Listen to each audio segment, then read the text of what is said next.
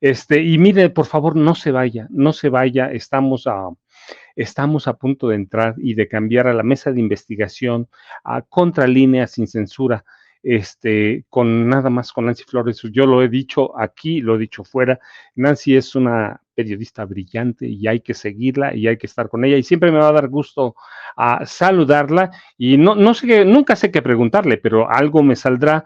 Así que Nancy, me da mucho gusto saludarte y qué bueno que estás aquí. Buenas noches, Paco. No, hombre, agradecidísima con esta presentación.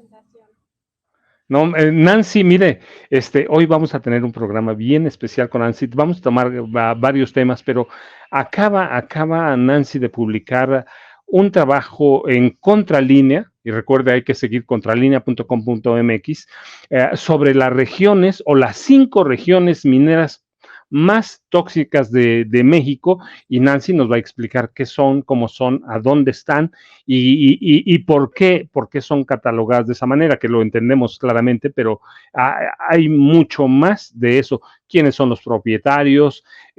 Algunos son nacionales, otros son extranjeros, pero eso es nada más para abrir de boca, por favor. Nancy, ¿qué te parece si nos explicas qué hay, qué es y qué podemos y qué debemos esperar de el mapa de los infiernos industriales, como tú lo llamas?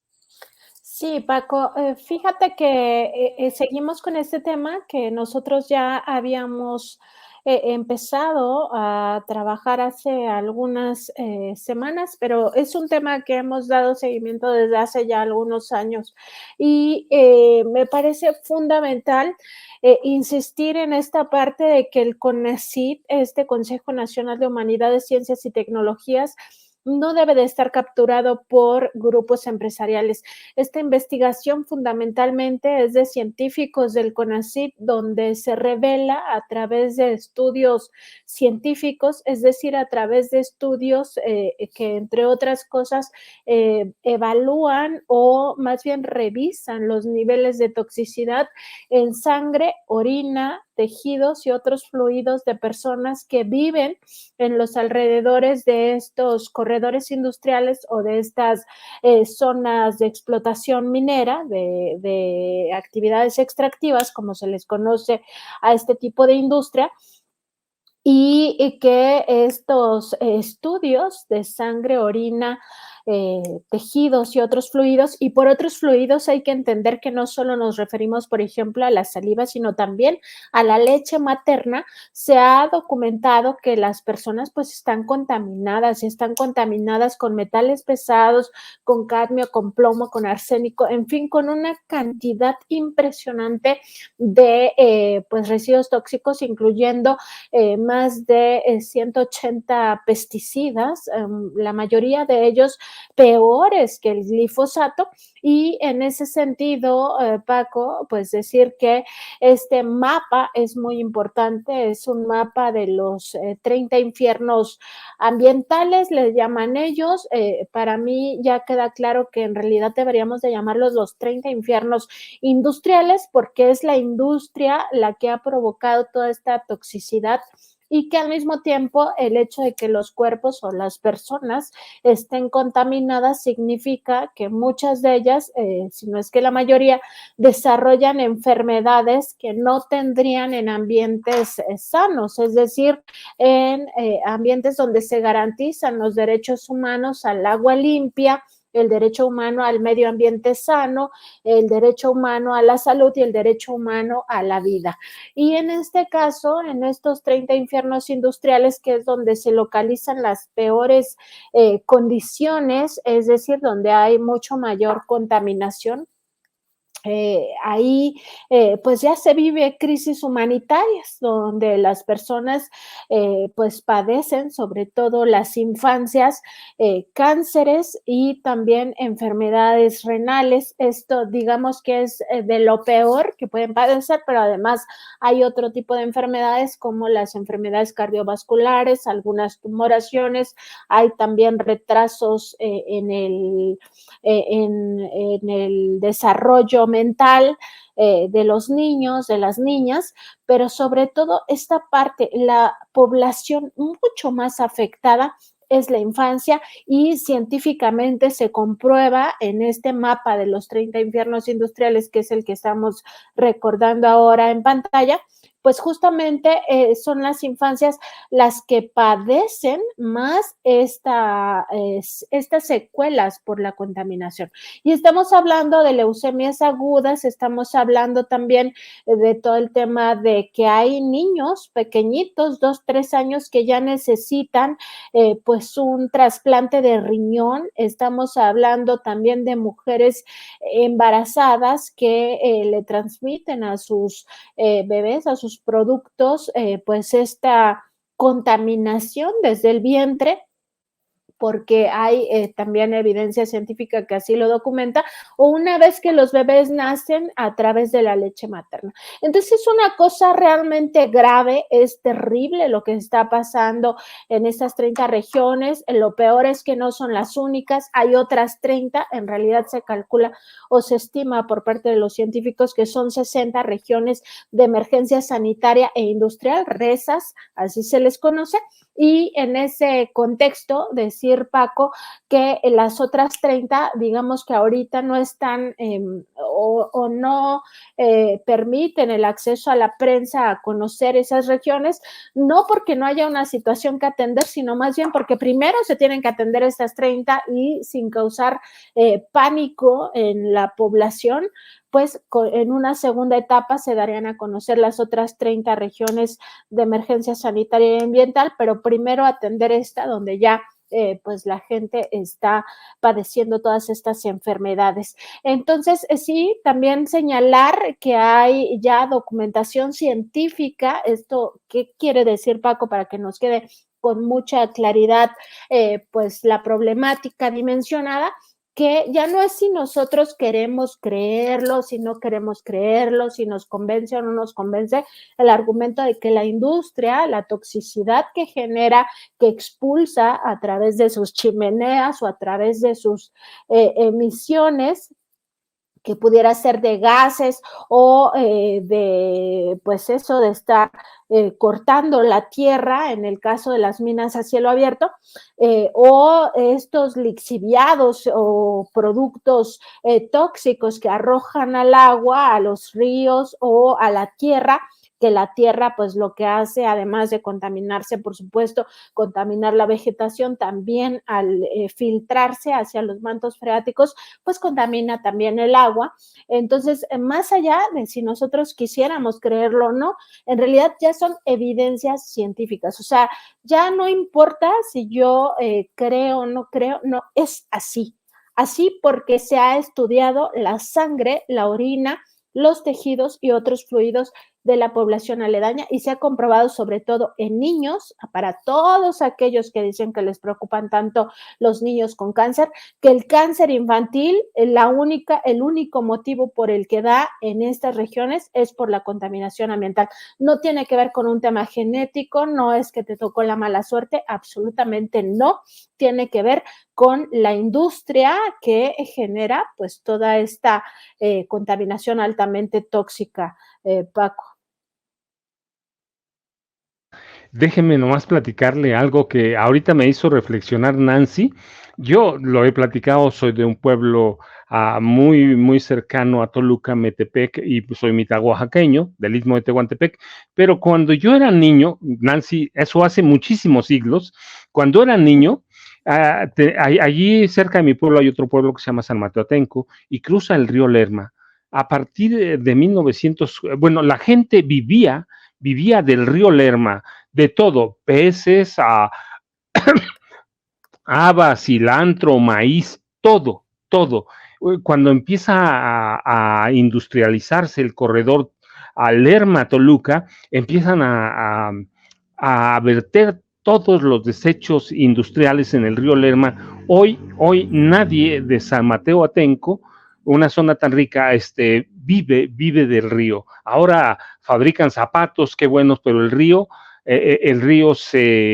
pues está ahí, pero no sé qué lleve, no me atrevo a decir que lleva agua, porque es no sé qué, son químicos, pero la gente ya no vive del río. Y mira, y alguna vez intenté comprar una propiedad en Cuautitlán, muy cerca de la Ciudad de México, y la gente me dijo, no compres aquí porque todo está contaminado, porque las empresas tiraron todo a la tierra y contaminaron los mantos freáticos, así que no vayas a comprar. Así que lo que les dice Nancy verdaderamente me asusta porque yo vi cambiar el río Lerma. Cuando era niño me llevaban a nadar ahí, no muchas veces, pero me llevaban a nadar, se formaban unas pequeñas lagunas y pero hoy no hay nada. Así que la gravedad de lo que dice Nancy es esa. Regiones, yo les decía Cuautitlán, pero también Toluca, Lerma, que atraviesa el río Lerma, que es uno de los ríos más grandes de México, es impresionante. Así que, Nancy, dime una cosa, yo sé que es muy grave lo que dices, ¿a dónde están y quiénes son o cuáles son los principales grupos contaminantes de este país? Sí, en esta ocasión lo que revisamos es particularmente 5 de estas regiones de emergencia sanitaria y ambiental, que son las rezas provocadas, digamos, especialmente, pero no solo por la minería. Y esto también nos debe de quedar claro porque lo que nos comenta uno de los científicos, de hecho, que encabeza pues a todo este equipo multidisciplinario, el doctor Andrés Barreda Marín, lo que nos comenta es justamente que en estas regiones de emergencia ambiental pues está esta contaminación predominantemente industrial, pero además confluye con otro tipo de contaminaciones, como puede ser justamente la de las urbes, pues mega habitadas o de las llamadas mega urbes. Entonces, digamos, pues este conjunto de toxicidades genera ambientes altamente peligrosos. Y en este caso hemos revisado cinco de ellas que están directamente relacionadas con las áreas mineras, y esto no significa lo que voy a decir en torno a esta investigación de los científicos, no significa que en otros lugares donde haya minas a cielo abierto o esta actividad minera a cielo abierto no estén altamente contaminadas. Por supuesto que sí, pero aquí están peor. De eso se trata. Esto es, digamos, lo peor de lo peor. Y estas 5 regiones donde se presenta pues toda esta toxicidad y sobre todo las muertes prematuras y las enfermedades terminales en una gran parte de la población, sobre todo los cánceres y daños renales en población infantil, se encuentran pues justamente en Sonora, en Coahuila, en Sinaloa, en Oaxaca y en Michoacán. Las zonas que tienen que ver con la actividad minera en estos estados son las más contaminadas, y de acuerdo con pues la investigación que nosotros también hemos seguido, en estos lugares, pues sobre todo hay minas, digamos, de empresas muy importantes, compañías que se dicen siempre socialmente responsables, pero que en realidad no lo son. Y se trata, entre otras, la lista completa viene en el reportaje, pero voy a mencionar algunas. Está, por ejemplo, el Grupo México a través de sus filiales con toda esta contaminación, sobre todo en el río Sonora, y esta empresa, pues el magnate Germán Larrea, quien ya fue denunciado incluso penalmente por el gobierno federal por esta contaminación tóxica generada particularmente en el estado de Sonora. Sonora además tiene una particularidad que es la que nos dicen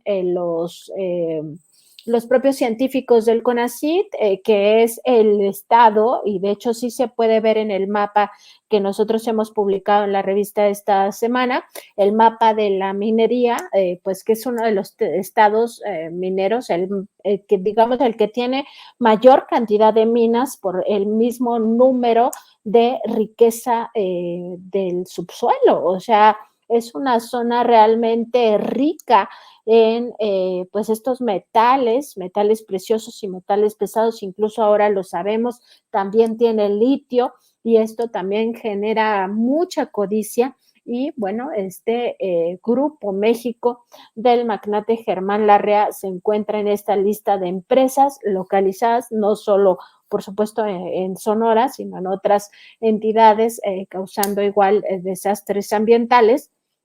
Además se encuentra la minera Frisco, que es una de las filiales de las empresas o del llamado Grupo Carso de Carlos Slim. Están muchas transnacionales canadienses. Estamos hablando, por ejemplo, de First Majestic Silver, de Alamos Gold, de Agnico Eagle Mines, de Magna Gold y de otras compañías también canadienses que están pues justamente en estas regiones. Y aquí en el caso de la minería también hay que pues ubicarlos como lo que son, Paco, porque me parece que ya el pueblo de México tiene que tener claridad que no solo están enfermando, están dañando, están matando a las personas, al medio ambiente, toda la biodiversidad también muere. Esto que tú explicabas acerca del río Lerma, de que pues ya, o sea, llega un momento en el que agua pues no es agua, o sea, son fluidos altamente tóxicos, sumamente contaminados, donde por supuesto no se va a encontrar un solo pez vivo o animales, pues peces o este tipo de fauna que comúnmente se encuentra en los ríos limpios, pues en este caso o en estos casos ya no existen. Lo que sí existe es muerte. O sea, aunque veamos ahí, pues los alrededores, quizá con algunos árboles o con algunas pastizales o plantas, en realidad, pues así es la naturaleza que se va abriendo paso incluso en las condiciones más adversas, pero no es porque sea un ambiente sano, porque en la propia agua, pues ya no hay vida o la vida que existe pues será, si es que se pudiera comprobar, vida que ya pues sobrevive en condiciones exageradamente adversas. Entonces, o sin oxígeno o sin otros requerimientos que sí necesitaría la fauna que comúnmente se encuentra en este tipo de afluentes. Entonces, pues decir eso, que estas empresas, además de matar la vida medioambiental o la vida humana, además de esto, todavía ni siquiera quieren pagar sus impuestos.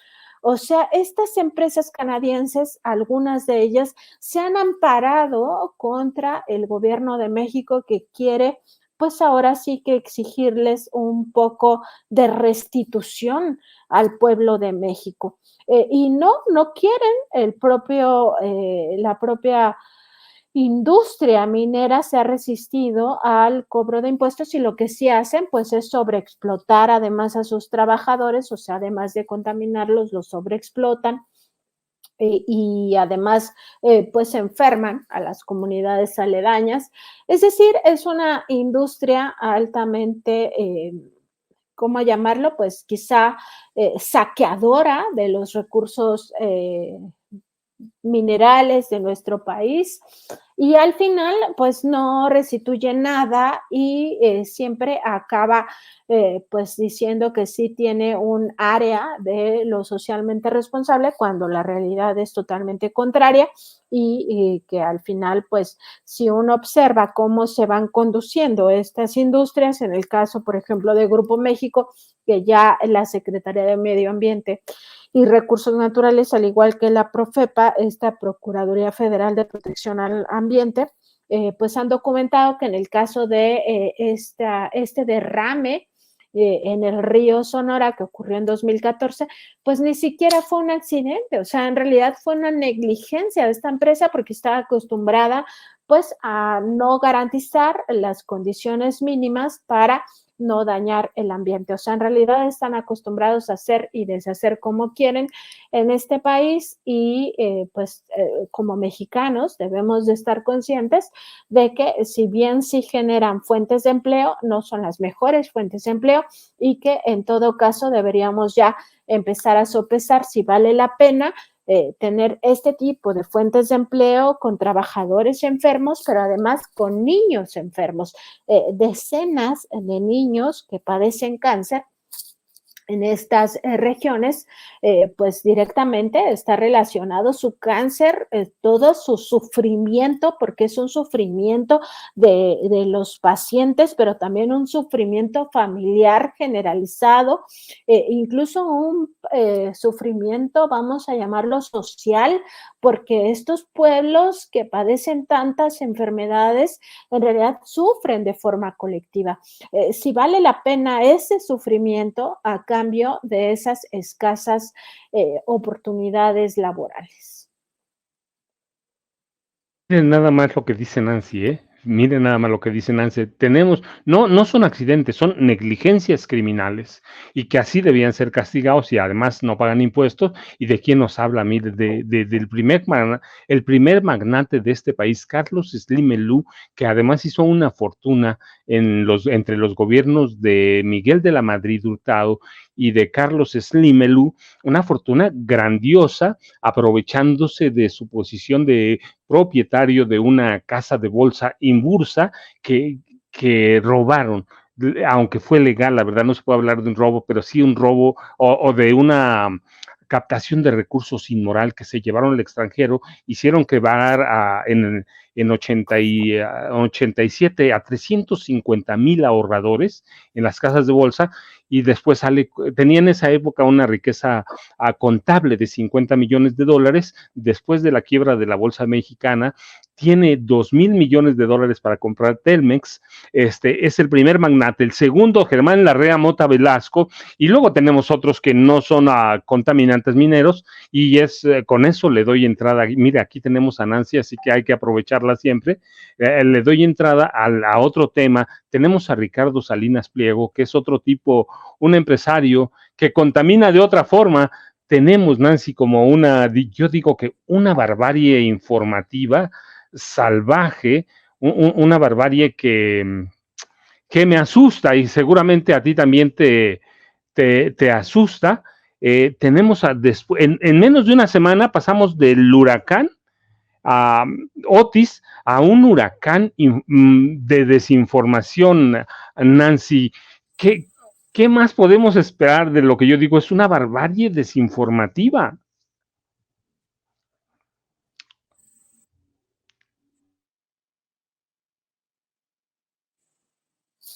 Sí, Paco, a mí me sorprende cada vez más hasta dónde están dispuestos a llegar estos medios de desinformación y esto me recuerda, no sé si sea una reflexión o un meme, la verdad es que ahorita no lo tengo tan claro en mis recuerdos, pero que recién vi un mensaje donde decía, pues si las personas no compran el periódico o no encienden el televisor en los noticiarios o en la radio, no están informados, ¿no? Pero si lo encienden o si compran el periódico o si encienden el televisor o la radio, están desinformados. O sea, de una u otra forma, las cosas salen mal.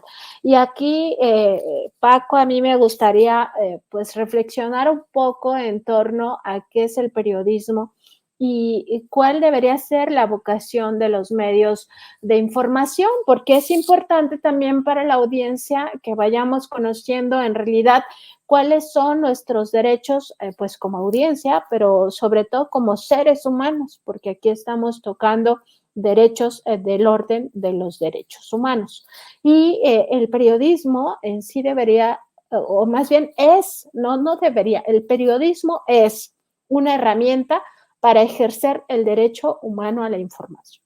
¿Qué significa esto? Que el derecho humano a saber, el derecho humano a la información, que además abarca la libertad de expresión, la libertad de opinión, la libertad de prensa, es algo que tenemos todos. O sea, esto no es patrimonial de los comunicadores, no es patrimonial de los reporteros, de los periodistas, ni, por supuesto, de los medios informativos. De ahí que el periodismo necesariamente es ético.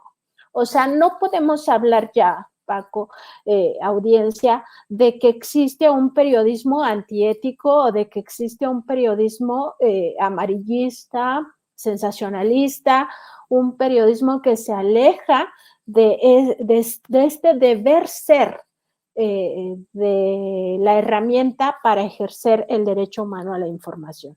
No, porque la oferta informativa o la oferta de contenidos, mejor dicho, que nos ofrecen los medios de comunicación, sean grandes, sean independientes o sean de estos corporativos, no necesariamente es periodística y debemos de aprender como lectores o como audiencia a identificar que sí es periodismo, que sí busca informar y que no, o sea, porque estos contenidos, en la mayoría, pues acaban siendo propaganda o acaban siendo publicidad.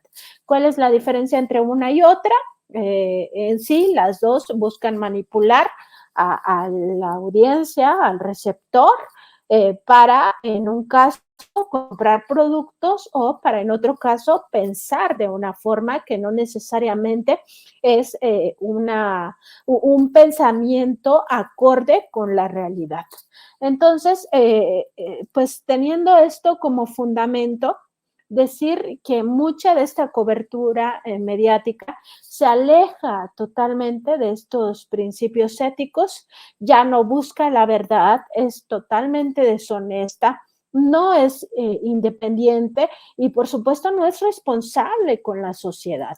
Es una cobertura mañosa, es una cobertura basada en la mentira, basada en pues la tergiversación intencional de la realidad y todo esto ya hasta incluso existe un concepto que nos habla pues de estos fenómenos comunicacionales como es la llamada posverdad. Esta manipulación de las informaciones, una tergiversación intencional de la realidad para influir en el pensamiento o en los sentimientos de las personas.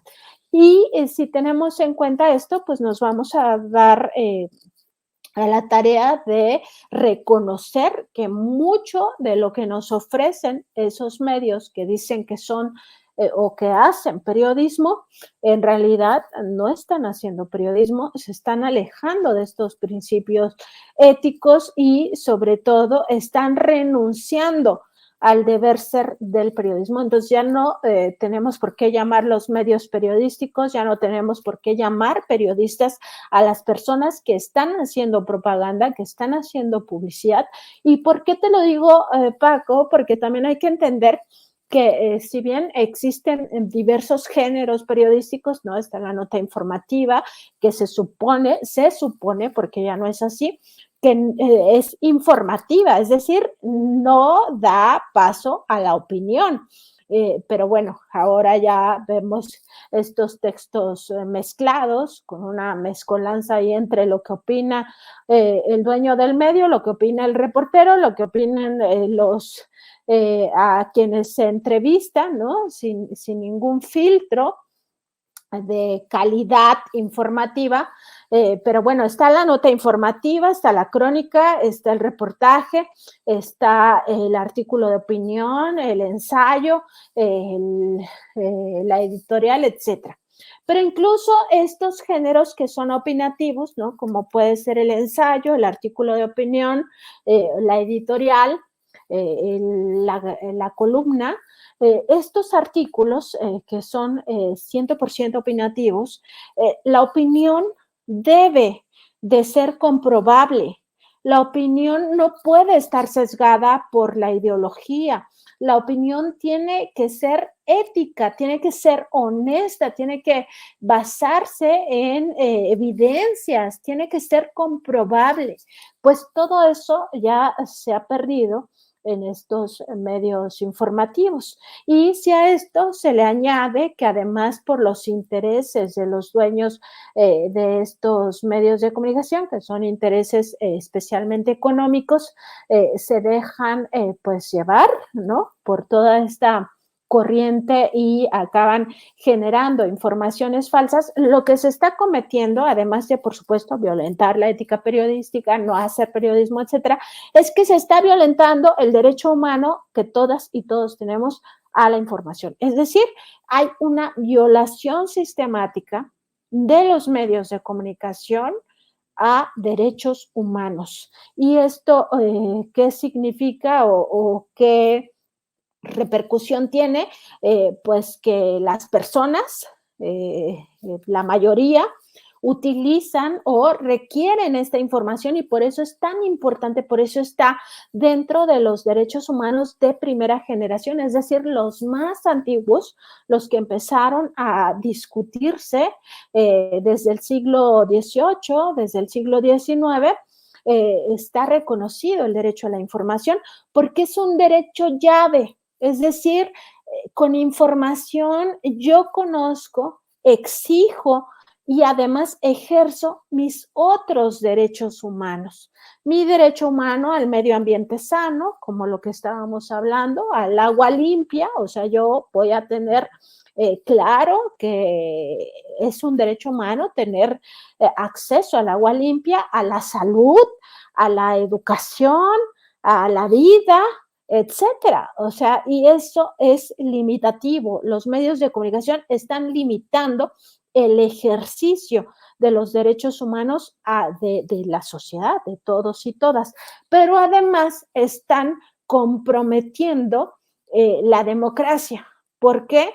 Porque ellos no permiten que la información de calidad llegue, por ejemplo, a los ciudadanos, a las ciudadanas en momentos cruciales. ¿Y qué se genera con esto? Pues todo lo que ya hemos visto con la imposición de gobernantes, como en su momento Vicente Fox o el propio Felipe Calderón, ¿no? O Peña Nieto, o el propio Salinas, o Cedillo, etcétera, que al final acaban pues legalizando lo ilegal, esto que también mencionabas, de que pues a veces hay cosas que pues son legales, pero al final son latrocinios, ¿no? Como el FOAPROA o como cualquier cantidad de saqueos que ha vivido nuestro país, que se legalizaron, o sea, eso es legal, pero es inmoral, es ilegítimo a los ojos del pueblo y todo eso convalidado por esos mismos medios de información o desinformación. Ya también hay que irlos ubicando en lo que son. Y sí, claro que sorprende lo que está pasando en el tema Otis, porque ya es el colmo, o sea, si uno pensaba que no podían caer más bajo, cada vez sorprenden más.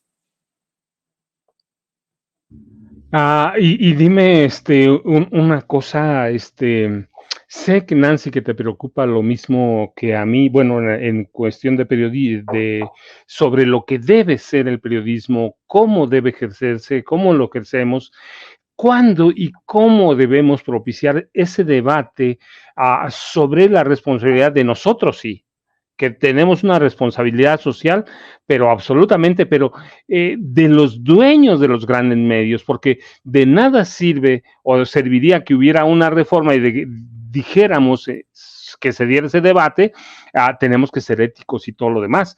Si los dueños de los medios nunca van a cambiar, Nancy, ¿cuándo y cómo? Yo digo, ya es tiempo que se dé. Esto que está pasando en Acapulco es una desgracia. Yo digo, yo la llamo barbarie desinformativa, pero digo, eso ya debía sentarnos a debatir esto. ¿Cómo lo podemos debatir? ¿A dónde lo debemos debatir? Más allá de hacerlo en entrevistas como ahora, Nancy. Es una buena pregunta, Paco, sobre todo porque hay que comprender varias aristas de esto. O sea, las cosas la ley no es como una varita mágica, o sea, no, porque digamos, pues se debe prohibir en la legislación que dueños de medios privilegien, digamos, la mercantilización de la información por encima del derecho humano a saber, etcétera, pues eso tampoco me parece que es lo que resolvería el problema. Yo más bien creo que la sociedad tiene el poder en sus manos. Es decir, entre más le quede claro a la audiencia, a los públicos, quién está mintiendo y se aplique un castigo, así un castigo como esos castigos que a veces se llaman al boicot, ¿no? En torno a los productos. O sea, recuerdo mucho estos boicots de que ya no compres productos Kimberly Clark algo que, por cierto, yo aplico de manera sistemática en mi vida. Siempre ando viendo a ver si son Kimberly Clark que los devuelvo. Pero este tipo de boicots también funcionan hacia los medios, hacia sus contenidos. Entonces, si nosotros empezamos a pagar la televisión, a ya no comprar ese periódico, ya no pagar esa suscripción a los medios que sistemáticamente caen en desinformaciones y ya cada vez más terrible en campañas pues de mentiras, ¿no? En campañas negras, pues tendremos la oportunidad de que ellos mismos vayan cambiando su modelo de negocio, porque a la larga, pues ellos se van a quedar sin publicidad, ¿no? Que es de lo que vive la mayoría de los medios de comunicación corporativos, o se van a quedar sin otros negocios paralelos que tienen si se empieza con este tipo de boicots. O sea, me parece que no es que yo esté llamando a boicotear a los medios de comunicación, sino más bien a que la respuesta venga de la propia sociedad. O sea, hay mecanismos, el boicot es uno de ellos, pero hay otros mecanismos donde la gente puede externar lo que piensa, ¿no? Y al final, pues, enfocarse en medios éticos o solo, estar atentos a periodistas serios, periodistas que sí tienen compromiso con la sociedad, que no aplican este sesgo, que sus opiniones son honestas, que no hay un interés detrás de lo que están publicando. Pues me parece que es una de las maneras. Yo creo que más bien la sociedad tiene que encontrar sus propios mecanismos para ir, de alguna manera desechando estas desinformaciones y poniendo a cada quien en su lugar y también generando un nuevo sistema de negocio donde sí se apueste por el periodismo, sobre todo por el periodismo de investigación, aun cuando pues pise intereses de los propios dueños, porque al final el periodismo es una labor para la sociedad. De hecho, todos los códigos de ética periodística, pues lo primero que apuntan es que el periodista se debe a la sociedad, no a los dueños de los medios, no a los que pagan la publicidad o anunciantes, no al gobierno, no a las autoridades, o sea, ningún tipo de poder, sea un poder institucional o un poder fáctico. O sea, el periodista, su labor es para la sociedad. Y con eso se explica pues bastante de la distorsión que estamos viviendo actualmente. Nancy, aunque después nos expliques cómo viste tú a Otis y por qué se sale de esas categorías de era un fenómeno esperado y nos da algo diferente, ¿qué enseñanzas como informadores nos debe, como informadores, como periodistas, como personas que tenemos o podemos tener un acercamiento con la sociedad a través de los medios, qué nos debe enseñar Otis?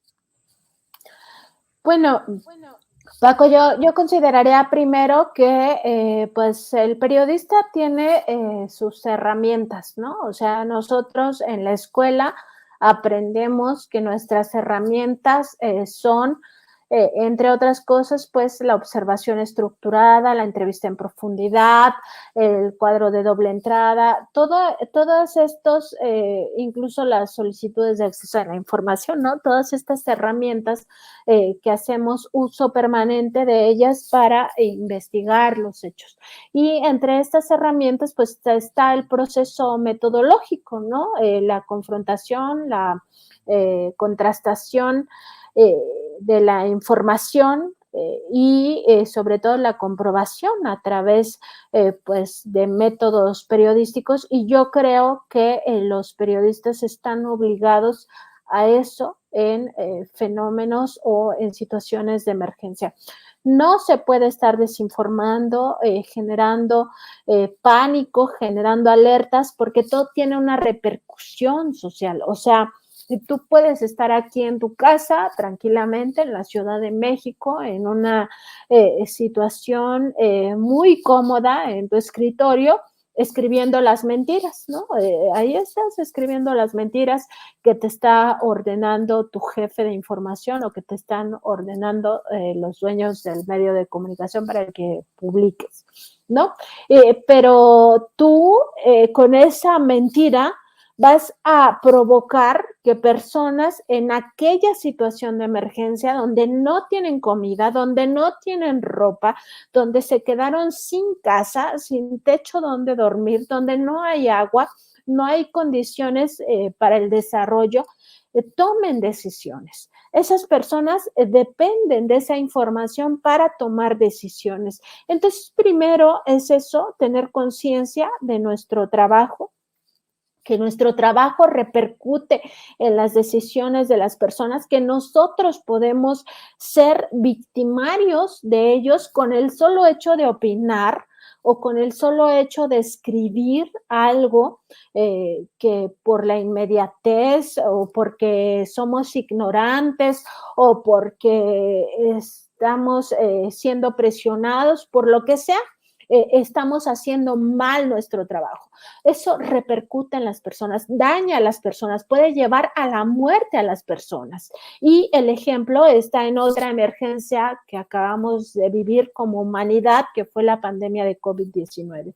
Por la desinformación, personas se murieron, tomaron malas decisiones como no vacunarse, porque la única vacuna que estaba disponible era Sputnik y entonces no querían infectarse de un virus ruso que les iba a bloquear el cerebro o a volverlos comunistas y entonces ya no se vacunaron, se infectaron y murieron. O creyeron estas otras mentiras de que si tomabas cloro te ibas a proteger del virus y entonces tomaban cloro y se morían también. Entonces debemos ser conscientes de eso, debemos ser conscientes que lo que escribamos y lo que opinemos va a tener repercusión en las personas y que no podemos ser irresponsables. Entonces, si tenemos métodos, si tenemos herramientas, hay que empezar a utilizarlas. Yo creo que esa es la gran lección y la otra lección es que ya no se necesita y no hay excusa para tener farsantes. Ya no puede haber farsantes del periodismo. Ya hay bastantes, están ya la mayoría de ellos ubicados por lo que son y no se necesitan más. Entonces, desde la escuela, que existan más clases de ética donde los estudiantes tengan claro que ellos se deben a la sociedad y que si lo que quieren es hacer dinero, pues que se vayan a otra profesión, pero que no estén engañando y que no estén contribuyendo al sufrimiento de las mayorías por su ambición personal. Entonces, me parece que las grandes lecciones son que ya no, digamos, eh, ya no se debe de aceptar órdenes de trabajo que vulneren los derechos de los demás. Y si lo vas a aceptar, entonces tienes que ser consciente de que tú estás mintiéndole al pueblo, de que tú estás mintiéndole a la sociedad y que eso tiene repercusiones y que incluso tú puedes ser responsable de la muerte de personas. Así de grave esta situación. Nancy, miren, antes de que se vaya Nancy, déjenme hacerle una última pregunta, luego la despedimos, pero este, una pregunta que yo como periodista, tengo mi respuesta, pero Nancy sé que la tiene diferente, y que nos va a dar una, una, una experiencia diferente, otra fotografía. Y la pregunta es sencilla, yo sé que la respuesta es complicada, Nancy, antes de que te vayas. ¿Por qué se corrompen los periodistas? Pues sí, es complicado y yo pues tendría varias hipótesis. Una de ellas es la ignorancia. O sea, yo creo que también por ignorancia muchos periodistas acaban corrompidos por el propio sistema. El sistema es, digamos, el sistema de medios. es muy demandante y al mismo tiempo mete a la mayoría de reporteros en una dinámica que no les permite pues hacer uso de las herramientas. Entonces ahí hay un primer tema. Ese mismo sistema mediático pues está basado en salarios de hambre. Los reporteros, que es la base de la información, son a los primeros que corren cuando hay crisis en las grandes corporaciones mediáticas. Los reporteros son a los que menos les pagan mucho más a los opinadores, que están cargados la mayoría de ellos de intereses, pero son quienes responden mejor a esos intereses de los propios dueños de los medios. Entonces, creo que es un tema incluso de personas que no tienen pues muy claro su sentido humano, que no son profesionales, por supuesto, y que acaban corrompiéndose bajo el engaño de que pues así están las condiciones y entonces yo qué puedo hacer, ¿no? Si me dan un salario de hambre, si trabajo más de 8 horas al día, si no saco para la renta, si no saco para la comida, entonces ¿qué puedo hacer si no es corromperme? Pero eso es un falso dilema, o sea, porque si estás dispuesto a eso, pues mejor dedícate a otra cosa.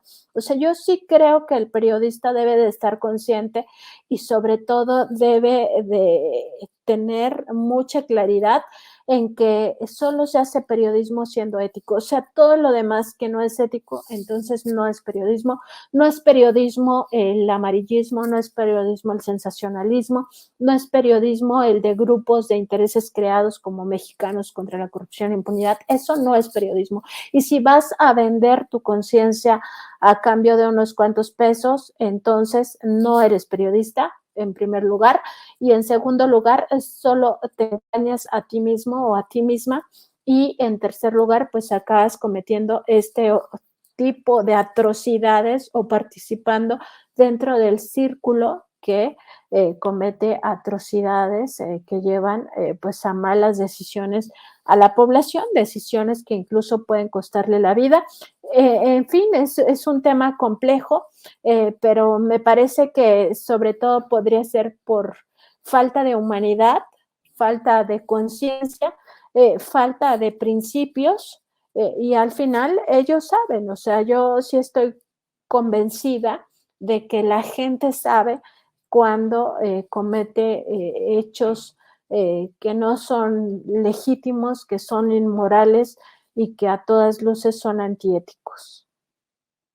Sí, yo ya nos comió el tiempo. Yo te agradezco infinitamente, como siempre, siempre va a ser un placer platicar contigo, este, leer Contralínea. Por favor, sigan a Nancy, sigan a Miguel Vadillo, a Sósimo Camacho, sígalos en Contralínea. Son, pues, mire, son esa imagen, la imagen de Nancy Flores. Yo te agradezco mucho, Nancy, de veras. Yo me tengo que quedar otro rato, pero ¿a dónde te encontramos? ¿A dónde te buscamos, Nancy, por favor? Muchas gracias, Paco. Estamos en www.contralinea.com.mx. Además, estamos en Twitter, Facebook, Instagram, YouTube y TikTok como Contralínea, y en Spotify, iVoox y Apple Podcast como Contralínea Audio. Y estamos en nuestro programa de noticias de lunes a viernes a las 10 de la mañana por Facebook y YouTube, y también a la 1 de la tarde en nuestra mesa de contradebate, lunes, miércoles y viernes, y todos los días a las 8 de la noche aquí en el canal de Sin Censura, en esta mesa de investigación Contralínea Sin Censura. Antes de despedirme, yo quería recomendarle a la audiencia de Sin Censura que lean la Gaceta de la UNAM de esta semana. La Gaceta incluye una breve entrevista con uno de los científicos que analiza lo que pasó con el huracán Otis. De hecho, lo llaman que fue un fenómeno meteorológico único. El especialista es Benjamín Martínez, es un científico y explica por qué fallaron no solo los sistemas de México, sino otros sistemas muy avanzados como los de Estados Unidos a la hora de pues predecir qué es lo que iba a pasar con esta tormenta tropical que se convirtió después en huracán categoría 5. Importante leer a los científicos, no hay que creerle a los disque periodistas, a los disque comunicadores que en realidad tienen sesgos o que están haciendo política de rapiña y que son, pues, ante todo, eso, o sea, unos personas sin humanidad. O sea, ya ni siquiera sé cómo llamarlos, pero que no tienen ni siquiera un viso de humanidad. Paco, eso es también lo que quería comentar. Nancy, te agradezco mucho. Yo me tengo que quedar unos minutos más para despedirme, pero te mando un abrazo fraterno y muchas gracias, de veras. Como siempre, es muy placentero platicar contigo. Muchas gracias, Paco, por tus palabras y gracias también a Vicente. Le mandamos un saludo y, por supuesto, un saludo a la audiencia de Sin Censura. Buenas noches. Y mire usted, mientras ya se va Nancy, pero antes de irnos a la Guardia Nacional, el Ejército, siguen trabajando en Guerrero, siempre va a ser poco en estos momentos, pero mire, tenemos, por ejemplo, un video muy reciente de lo que está haciendo la Guardia Nacional, del servicio que están, ah, del servicio que están haciendo, así que por favor, veamos, tenemos un video, lo que está haciendo, el trabajo que está haciendo la Guardia Nacional, por favor.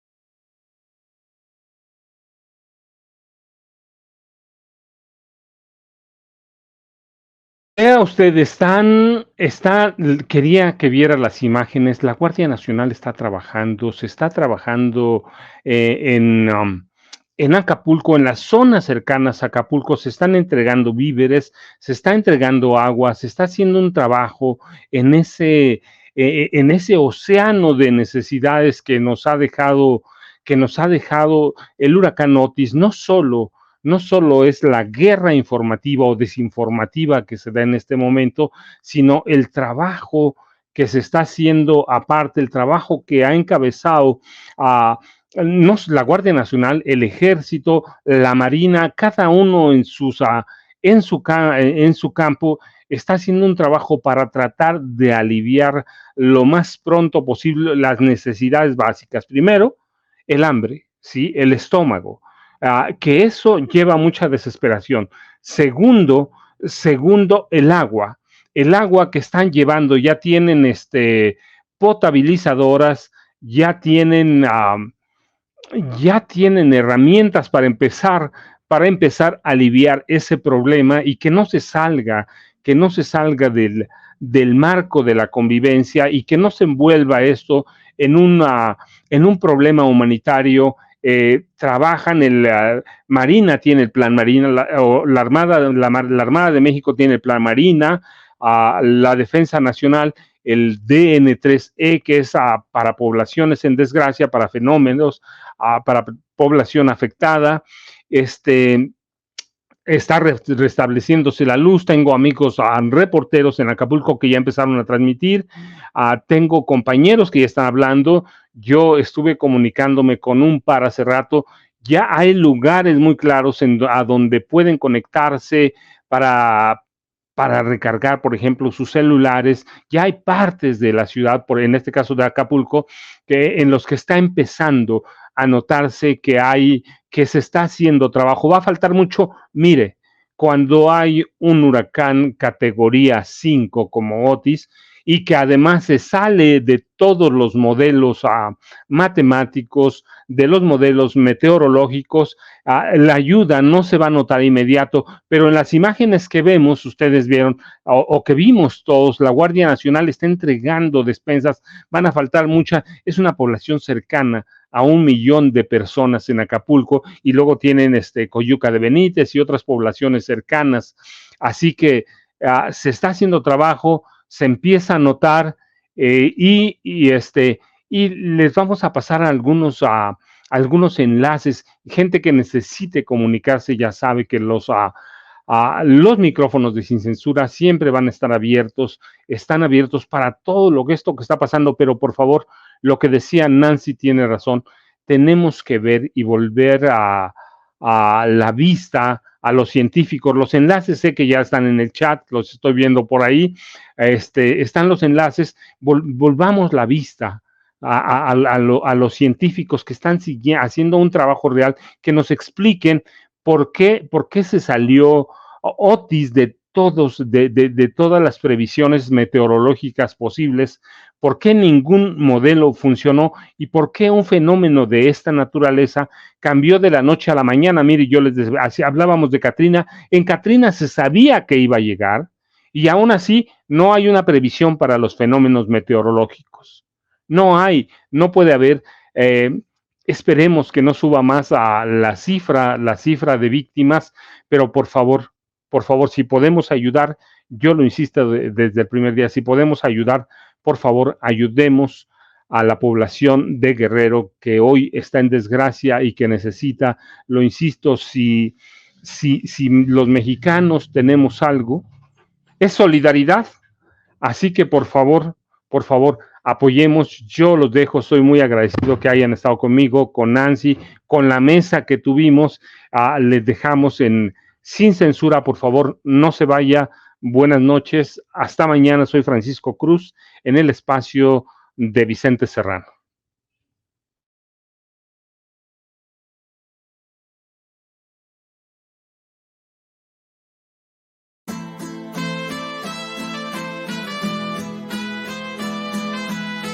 Otra prensa que es luz y claridad en la noche oscura. Hay quien tiene remedio y hay medio sin cura. Hay una prensa que nutre la perfecta dictadura y le declaró una guerra abierta a la cultura. Hay otra prensa dispuesta a enfrentarse a esta locura, sincero, sin pero, sin miedo y sin censura.